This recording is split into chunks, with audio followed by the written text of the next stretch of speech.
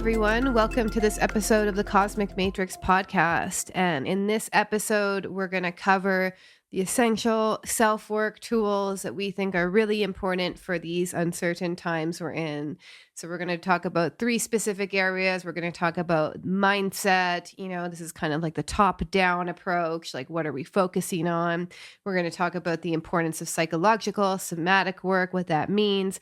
And then we're going to talk about the spiritual connection to essence, and how this is all related to supporting us through these kind of just crazy transformative times.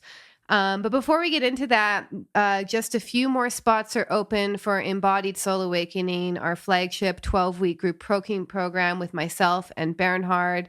We launch on Monday, which is going to be the 25th. That's going to be the pre-work. So we have a few spots available. We're going to go in way more depth into many of the things that we go into the podcast and way more in our 12-week group coaching program. And we find that, it's one thing to do self-work on your own, but it really bumps it up to another level to do it in a group of people. So if you really want some support and a structure and a guided container and coaching from Bernhard and I, we're taking a few more people in, and you can go and apply at www.thetimeoftransition.com. So it's thetimeoftransition.com. All right, so let's dive into it, giving you guys some essential self-work tools for uncertain times. And these are uncertain times indeed. So I really want to talk about this a little bit at first, because we need to strike a balance here. As its saying goes, we have to face reality as it is, not as we like, want, or hope it to be. So there needs to be a reality check in a sense. But on the other side of the coin, without getting into, paranoid fear projections, doom and gloom scenarios, getting black-pilled, nihilistic, depressive, and all of that. So we're in tough times, right? With everything that's happening, they announced another variant that's supposedly monkeypox and all of that. We have an economic quote-unquote meltdown, the recession, the inflation, printing money out of nowhere. That's really affecting people, not only in the US, but all over the world. Your fiat money is getting more and more worthless, so to speak. So a lot of people are struggling. We want to really acknowledge that on many different levels, not only physically, financially. Relationships are going through a lot. There are relationship struggles, loneliness, with this whole splitting of humanity, with everything happened with the woke and the COVID and all of that, the vaccine propaganda and all of that included. So that just creates a lot of friction, a lot of isolation, a lot of stuff comes up for a lot of people. So it can be extremely overwhelming, traumatizing, and just a lot to live through right now. And these are uncertain times. So this is not about, it's not about either way. It's not about hopium, nor is it about, fear, paranoia, and all of that. But facing reality as it is, understanding the bigger lesson that all these are lessons. And again, I have to say it over and over again, there is also opportunity in all of that. As I mentioned before, with everything that's happening right now in the world as well, there's a paradox. It has also triggered an quote-unquote awakening impulse in many, many people. Yes, many other people have dove more into delusion and, buying the Kool-Aid, so to speak. So this is splitting of humanity. There won't be a collective awakening anytime soon, but it has triggered an awakening, has forced many of us to face ourselves, take a deep look into the mirror. It forces us to focus on what truly matters, and therein lies an opportunity, but work needs to be done, inner and outer work. Yeah, and I think it's really important that people realize that what goes on your screen, on your computer, on the internet, on social media is not quite real life. I get how it affects people's real life, but I think that people tend to almost hook into this collective chaos, this fear, this constant polarization, constant drama that's going on the internet. And then what they do is they overlay what they're seeing online into their real life. And that's not helping anyone. I know for myself too, I have to take a step away from social media and really orient and become present to actually what is going on in my reality right now and not getting so hooked into the information and then like almost like following these streams of consciousness that put me into like a fear-based mindset. And I'm not saying this as like a new age pass, like a, you know, there's obviously a lot of like people who are going to be in poor health and even dying because of the mandates and, you know, the whole medical tyranny we're dealing with. So we are dealing with some pretty dark stuff, like, don't get me wrong. However, there is an immense divide and conquer agenda, which is also being fueled through our emotional energy. And we have to be really mindful on where we're giving our energy away and how that's affecting our state of consciousness in everyday life. Yes, exactly. Very good point.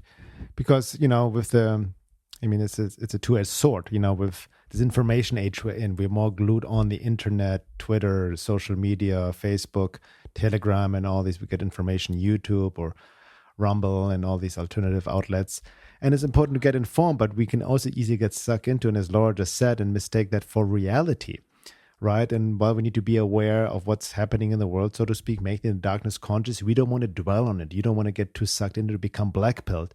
You know, there's a lot of nonsense in the mainstream out there we need to question, and the gaslighting, the propaganda.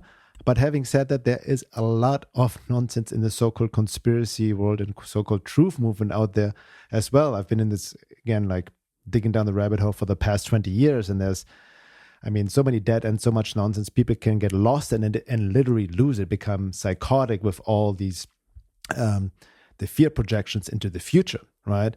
So a lot of people dealing with a lot feelings of anxiety, fear, sadness, anger, frustration, and the temptation is always to externalize it, blame it, and all of that.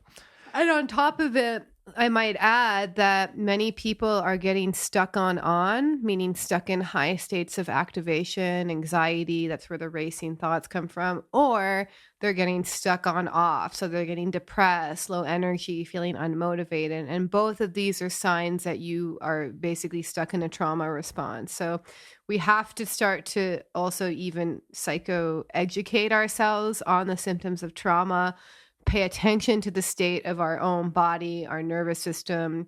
And we'll go into that a bit later, because I'm noticing more and more, you know, especially people who are like really kind of like online and just constantly posting conspiracy stuff and just what's going to happen kind of stuff. And they're really orientated towards, you know, them and their agenda, you know, not to say that there isn't one, but they're almost like in this hyper fixated trauma response on like what's going wrong, what's the next thing. That's you a know? good point. And I'm noticing quite a few people spiral down that, you know, and I have to say for myself, you know, we just went out, like we just came out through a pretty intense group program, lots of death, lots of grief that people are dealing with, you know. And you're going to have to anchor some sort of higher force, which we're going to get into the last part of this podcast, in order to survive these times. And I really mean that, because that's what helps me, is that if I get hooked into the matrix collective fear frequency, I'm only going to spiral down into a trauma response eventually.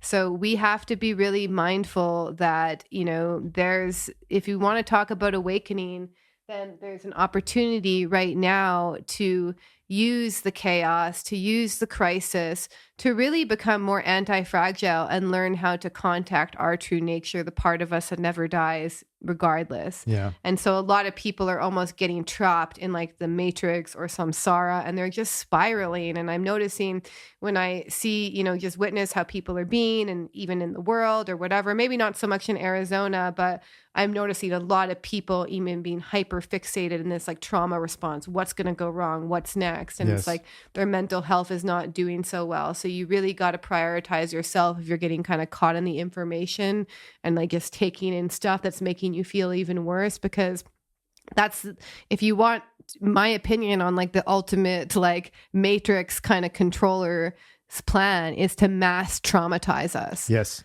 And also keep us distracted with the shadows on the wall, as I said many times. And yeah, I've written about it over the past 20 years, about the agenda for multidimensional levels. We post about it on Telegram here and there. But at some point, you know the overall agenda. You don't want to get too fixated on it. because the awakening is not going to happen by just sharing information online. Exactly. Right? I'm sorry. I mean, if that would be the case, we would have been enlightened already years ago. So this is not, it's not, you will also never, ever truly figure out the code matrix intellectually, because it itself, it's a mind program. It works through you, through us. It's not out there externally. So, while, as I said before, we need to be aware objectively, but don't feed it. Make the darkness conscious, but don't dwell on it. Ultimately, we need to create something new. We need to step in our creative power. And that's what I mean with the opportunity. Also in your own life, in your personal life, and for the world, to step in your creative potential, which was the topic of our last podcast, and really create something new, a new timeline. That's where we need to step into. And it's not going to happen just by external action alone. The inner work, the inner attitude, the inner life is so important. So with that being said, let's go into one of the first key areas. So we want to address, once again, we're going to go into mindset, psychological somatic work, and your spiritual connection, your essence. So mindset, speaking of what we just addressed, the ultimate question is also, what do you focus on? Where's your attention at? That's very, very important. This day and age, we get so easily distracted in this information overload, where everybody is suffering more and more from the short attention span epidemic, and ADHD, which is in itself a trauma response, actually, right? Yes. Not being able to hold attention, always being also unconsciously addicted to dopamine hits by scrolling down social media or jumping from information to information to kind of feed something within yourself. Can I say something Go about ahead. that? That stems from the inability to also be in the present moment. Yes, exactly. And so usually we learn ADHD from being in a childhood environment where it wasn't safe to be present. There was just chaos or fighting or something going on. So we learn how to our attention or maybe we just grew up in a chaotic home. Like, it's interesting because most of the children I knew who were diagnosed with ADHD grew up in chaotic homes. And again, can you see, you put a child who's very pure in their essence in chaos, of course they're going to get ADHD because there's so much going on around them. Exactly. So where's your attention at? Because we're dealing with this also the attention economy. Everybody is out for your attention. We are in information warfare, and how the matrix works is also to kind of distract you with certain things, right? To get your attention. Even like we see this again in the so-called quote-unquote truth conspiracy movement, where people just dwell always on this next, psyop, on this agenda, and this, and back and forth, and it can sap your energy. So the question you may want to ask you as well is, what media and information are you consuming, right? It's also certain information can also pollute you in a way. And I'm not trying to pull a new age bypass of denying the dark and just looking at the light.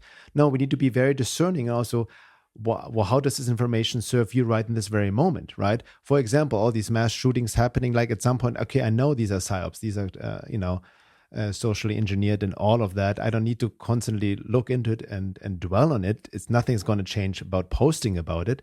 So what information media are really consuming? And I have to say, this is the best time to start learning some sort of practical skill that you can offer the world. Like, Yes. So this is a question of the Taurus North Node, which we're still in. So we're still in the South Node of the Moon is in Scorpio. The North Node of the Moon is in Taurus. And so collectively, this is about resources on either end of that polarity, And so you see the themes of like people are financially struggling, things are getting more expensive, inflation, etc. Okay, if that's the case, this is the best time to put your mind and energy off learning a new skill that can serve this new age that we're entering into, So we really have to understand that, the power is really within us.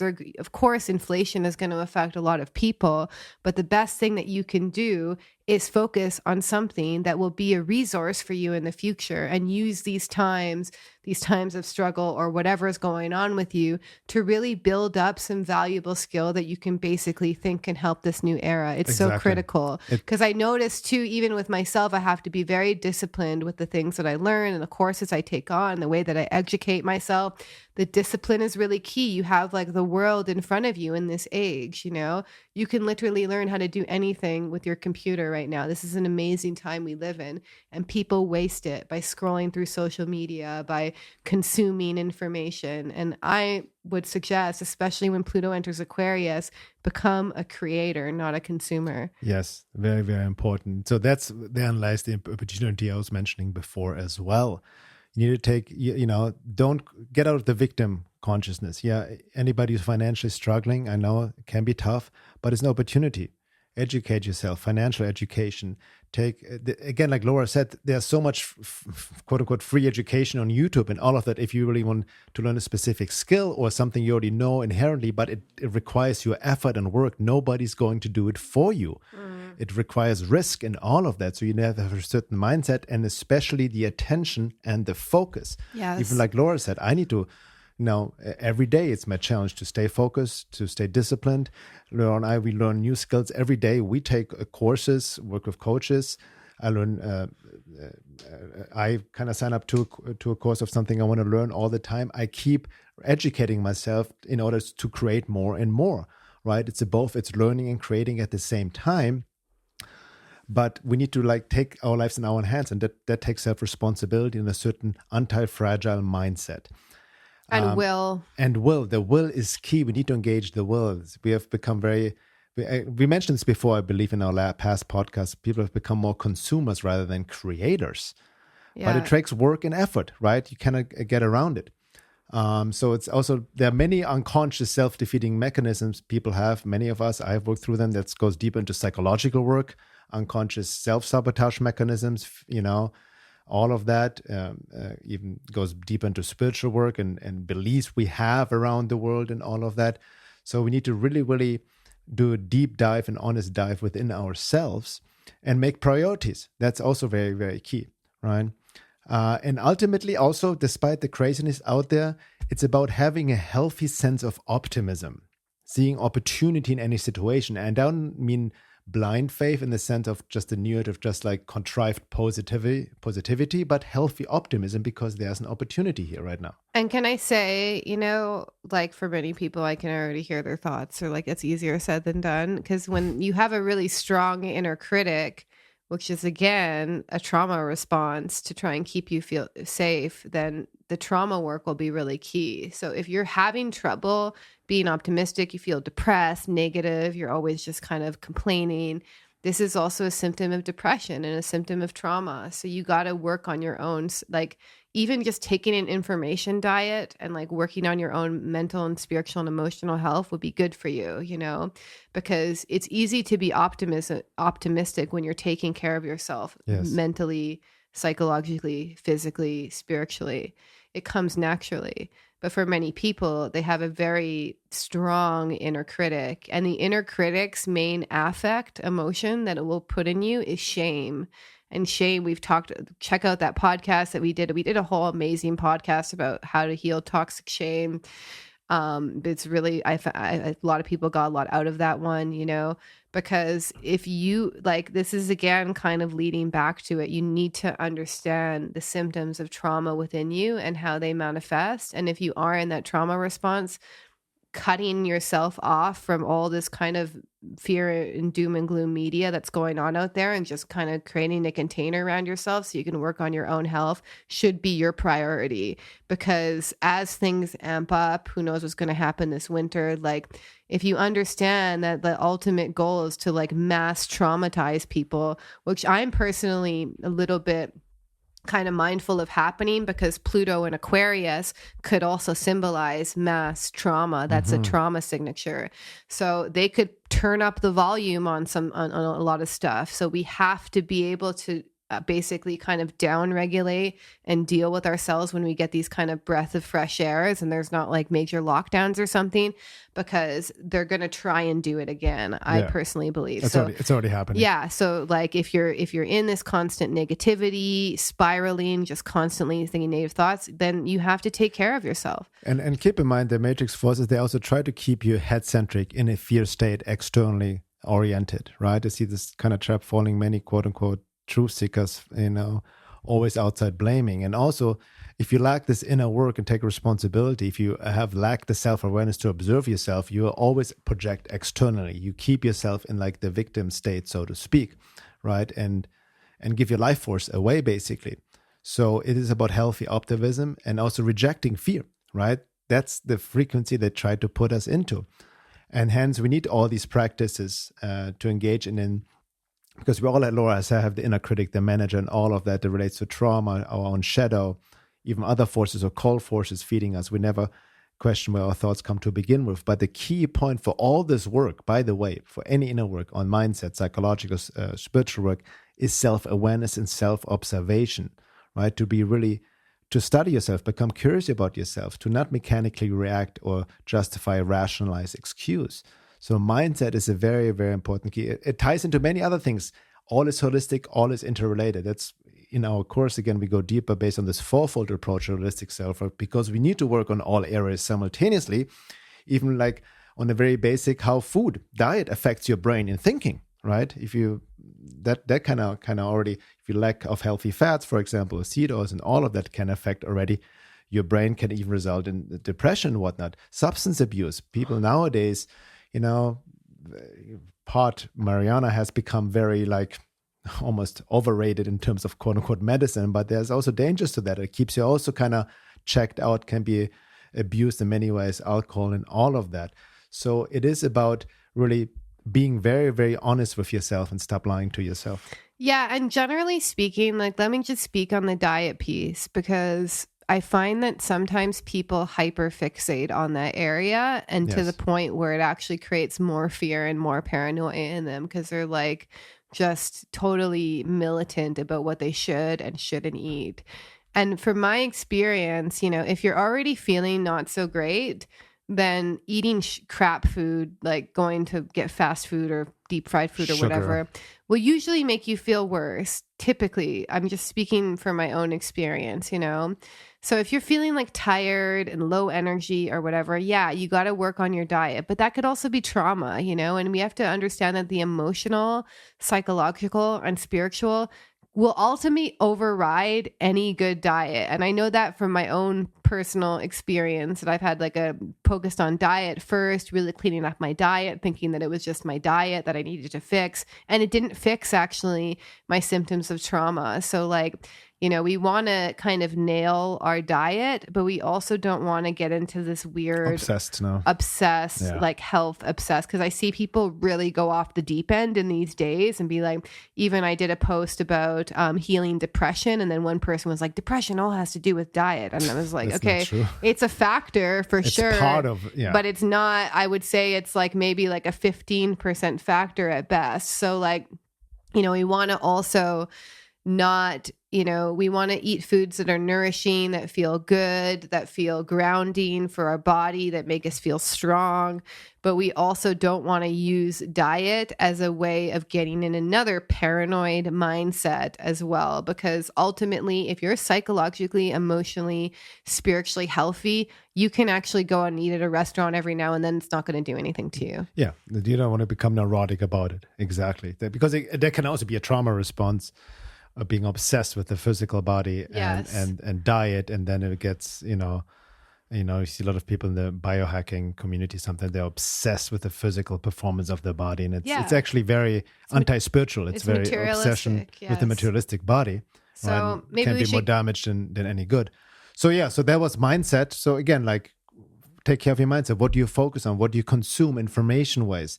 What are your priorities? Where can you learn more? Be creative. Learn a new skill. Engage. All of that, be creative. So the second one, let's look into, obviously it relates to its psychological somatic work. Very, very important in this day and age. And number one that stands out, we have done recently a masterclass on that, and we go again way deep on this in our online course, is shadow work. Shadow work is the name of the game. I don't think we need to repeat it again. We have done a few episodes on this topic already, but really understanding what is shadow work, how to do it, why it's very important, being aware of your triggers and projections. It's very, very key in this day and age, because what we're dealing with is a lot of psychic archetypal forces. What's happening externally is also an unconscious manifestation of the collective unconscious and even our personal unconscious. And the more we only see it externally, we just keep going round and round in the wheel of the matrix samsara. Yeah, and then you see this with the polarization between the left and the right. they're both shadow projecting on each other, like intensely. And that's exactly what these kind of occult darker forces will feed off of. They just want this collective shadow projection going on. And it's happening on both sides. That's the issue, is like neither side is taking responsibility for it. So, our own piece is to catch our own negative projections towards others, use that as material to understand more about ourselves, more about the parts we've disowned, and then also the positive projections, which seem to be less these days, to be honest. But we just live in this era of like collective shadow projection. And even we were talking about this the other day, is like, we probably don't catch like 70 to 80% of our shadow projections. But if it's really emotionally charged and it's like above a 4 on a scale of 1 to 10 of your trigger towards someone or something, you can guarantee it's either a trauma response or your own shadow is being involved, And ultimately, the moment that you start to fixate on a trait in another person and make them into like all good or all bad, then you know that your shadow is also playing a part. So you see that actually out in the world, you see this immense splitting, like these are the evil people, these are the good people, you're either on this side or that side. This is that psychological splitting which creates a shadow projection. And it's like, you have to be way more interested in your responses to other people than what other people are doing or who you think they are. Because if you want to take it even further, every label that you attach to reality is ultimately a projection.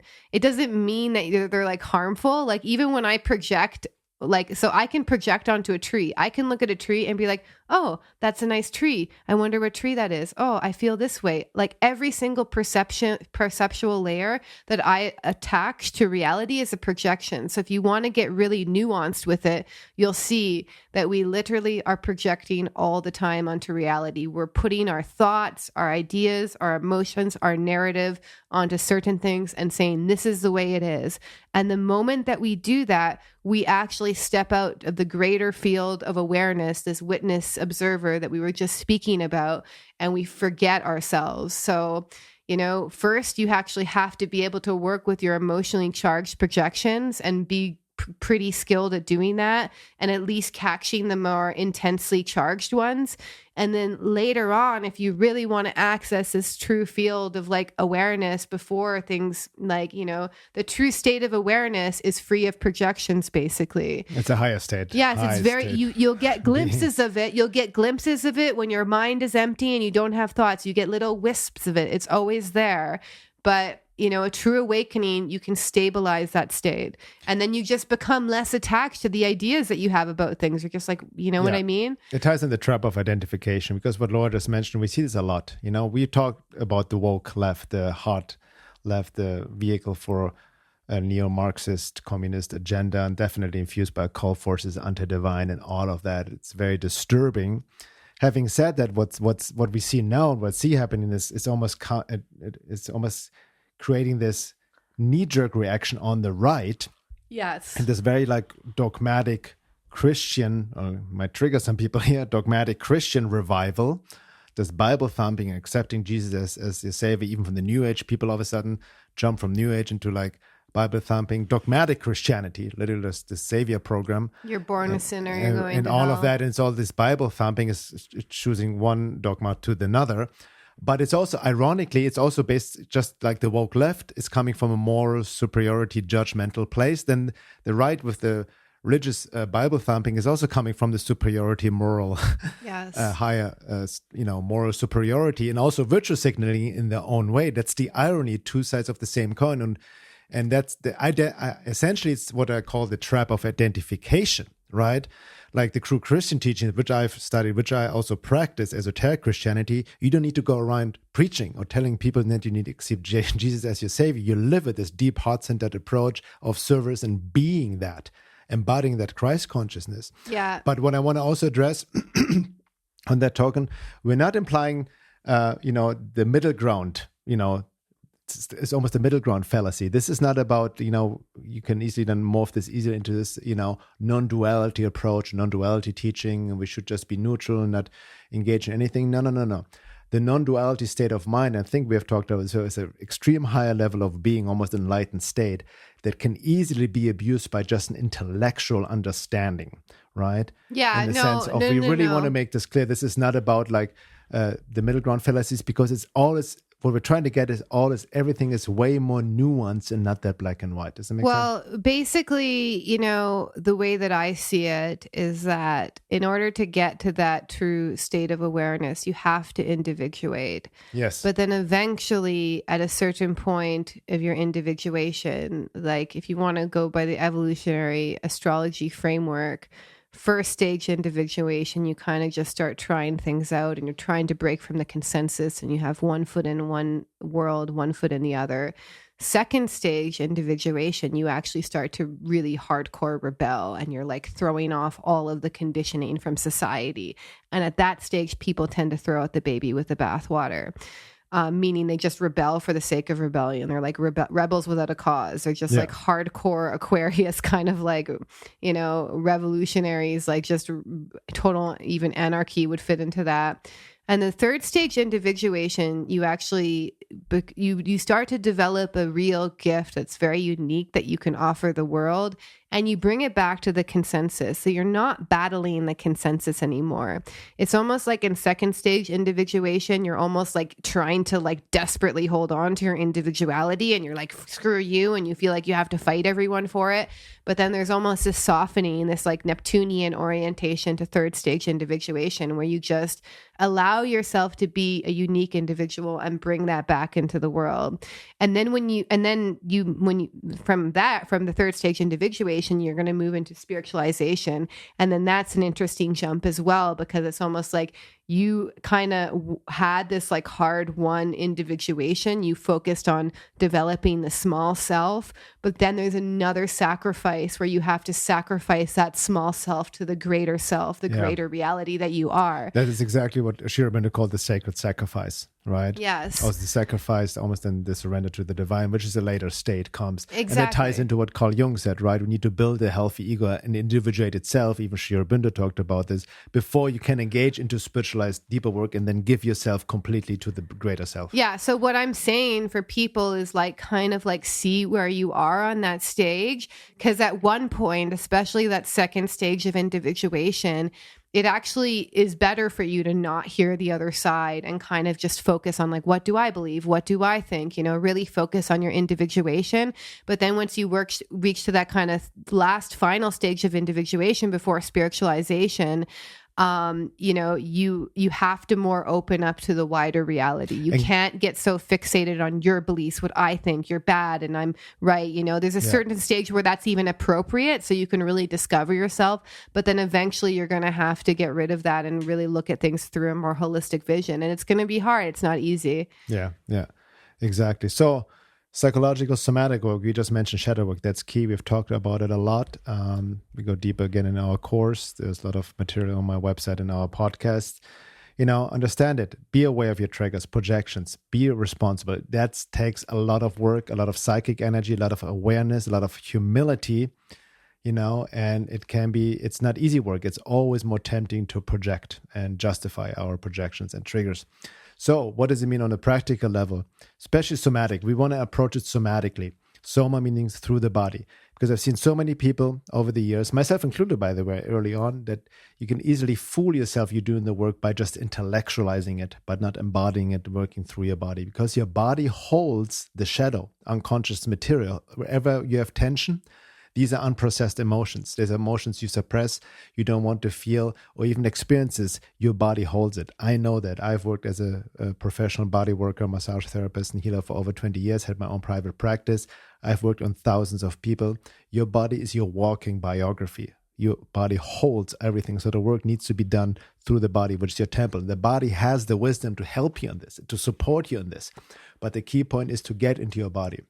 And soul evolution, like the soul is experienced through emotion. So, that's what I tell people. I offer astrology readings in the course. We go into evolutionary astrology. And I must stress that if you're working with your deeper soul lessons, it has to be processed emotionally. That's the starting point. So you get an intellectual understanding of what you need to do, and then you need to live it through your emotions. You need to be fully immersed in your soul purpose with all the range of emotions that include it. And that's a really vulnerable way to live. And that's why most people do escape into the head and they do disassociate, because that feels safer for them. Or they have the dogmatic approach to religion or spirituality. It becomes more intellectual.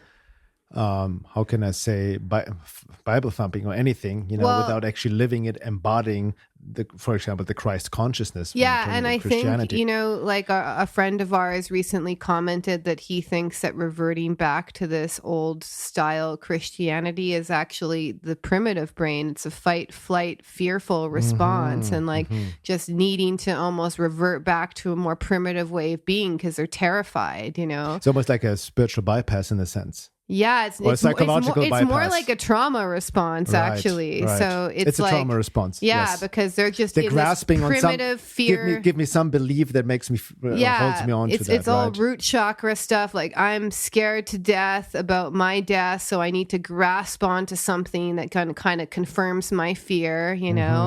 So we want to just watch out for that, because I do personally, if you look at the cycles that are coming up, Pluto and Aquarius is going to enter 2023.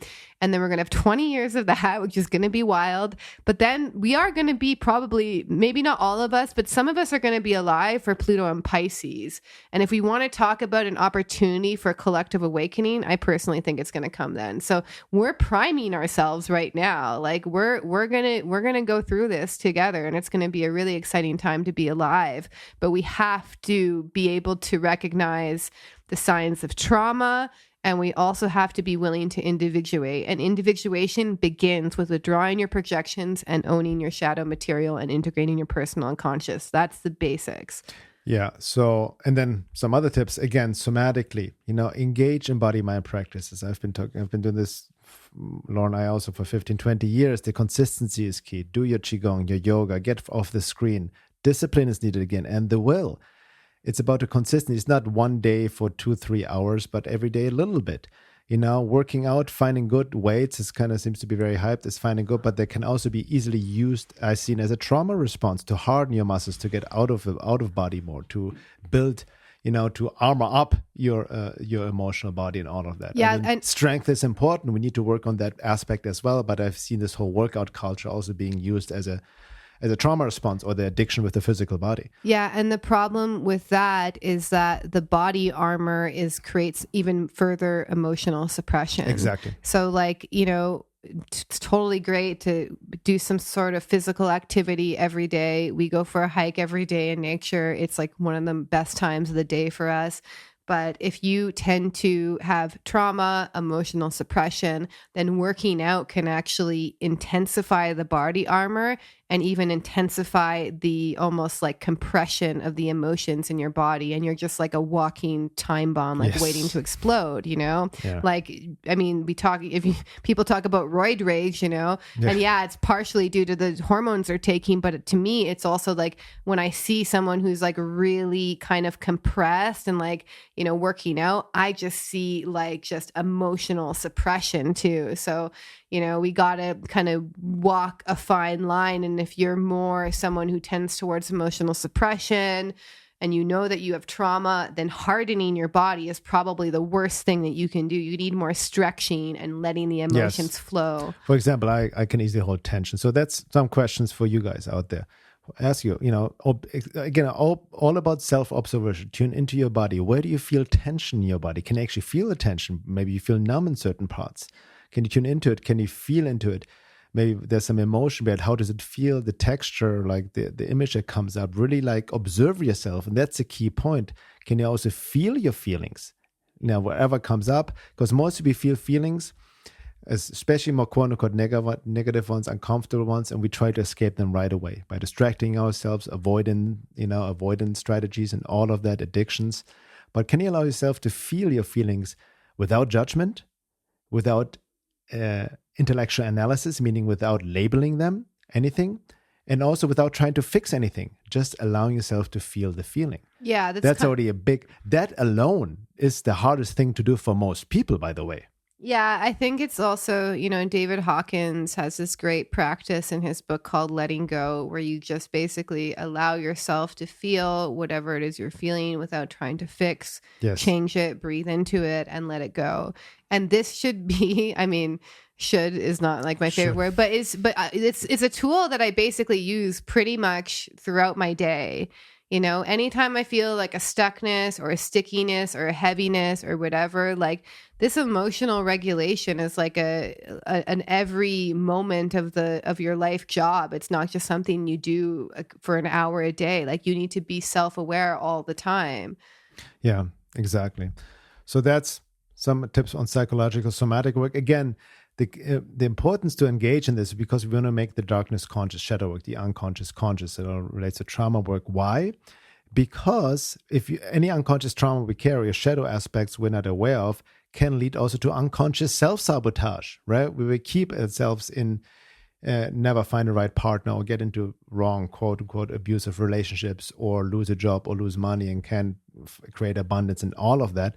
But all of that, the kingdom is within ourselves. So we need to do the work to work through the layers to ultimately then find our true self, our essence, which brings us to the third point, the spiritual connection and connection to essence. So were you going to want to touch upon this or go into that? Yeah, let's just touch on this. So returning to essence is your essential nature, who you really are beyond all over the world's conditioning. Yeah. And it's really beautiful, because this is my favorite part of doing the course with people, because we kind of take them through a pretty intense program. It's definitely, an intensive. But then what I see happening with people is their essence returning to them. And like, I've seen this when people I'm coaching with too. It's like, that's how I know that the healing is happening. They just become more them. And all these like anxious, depressed, aggressive, fearful trauma responses start to soften, and their true nature starts to reveal itself. It's almost like their soul that you can kind of pierce through underneath the trauma, if you're more sensitive, starts to come more to the front.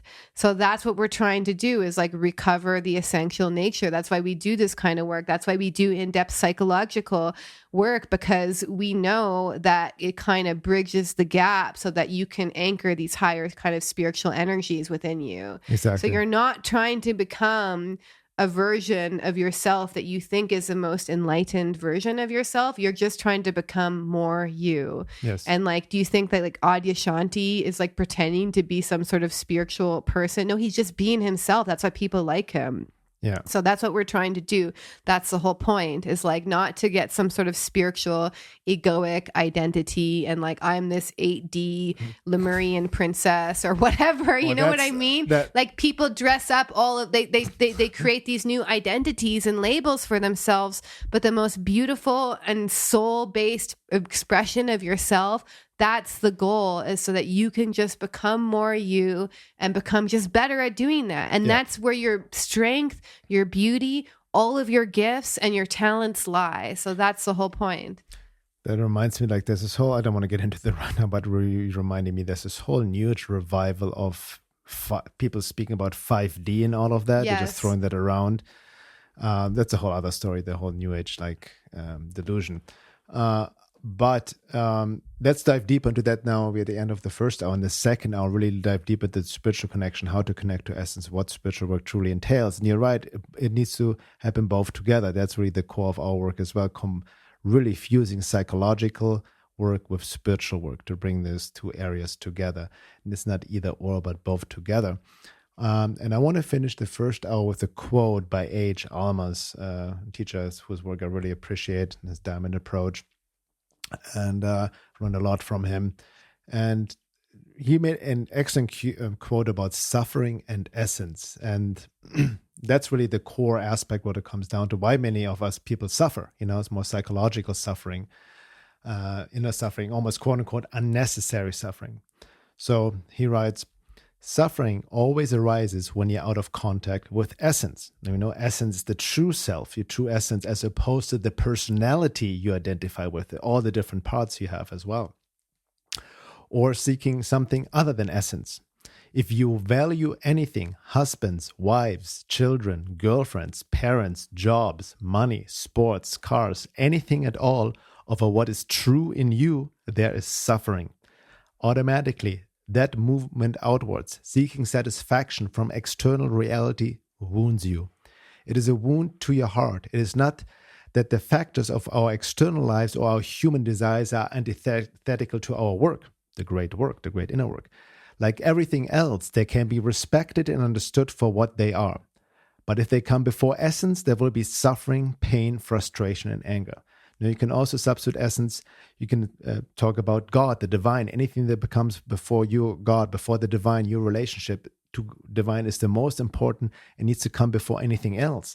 That's the deeper meaning of what's written in what Jesus said, that seek the kingdom within first, right? Have this connection to essence first and foremost, to God, to the divine, not some dogmatic God out in the sky. This many people in religious fever project human qualities on this bearded guy in the sky. No, your essence within, your divine within, your truth within, the divine, that kingdom within. Once you have connected that connection more and more, everything else will be given to you.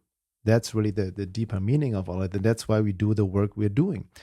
But we have to remove all the layers. We got to engage in the sincere inner work, in our shadow work, in trauma, to remove all of that that's in the way of essence, and then really clear our vessel to embody the divine force, to connect to essence, our true being. And that the essence of our true being is also true joy. Joy for being alive, for being this embodied Gnostic being that doesn't depend on anything externally. And that's really what we're working on, or our aim is, so to speak. So again, depending when you listen to this podcast, we still have a few spots left for our 12-week group coaching program, Embodied Soul Awakenings, that starts July 25th. You can apply at thattimeoftransition.com. And now in the second hour, we go deeper into the spiritual work, esoteric work. I also want to talk about decision-making process. There's a lot of people have fear of making quote-unquote bad decisions, so we want to talk about this. Ties into intuition, even hostile forces, how they interfere with our decision-making process and all of that. We'll talk more about this in the second hour. If you're not a member already, you can sign up at my website, veilofreality.com, to get access to all the second hours and also to support our work. We appreciate you very much, and see you all in the second hour. Thank you.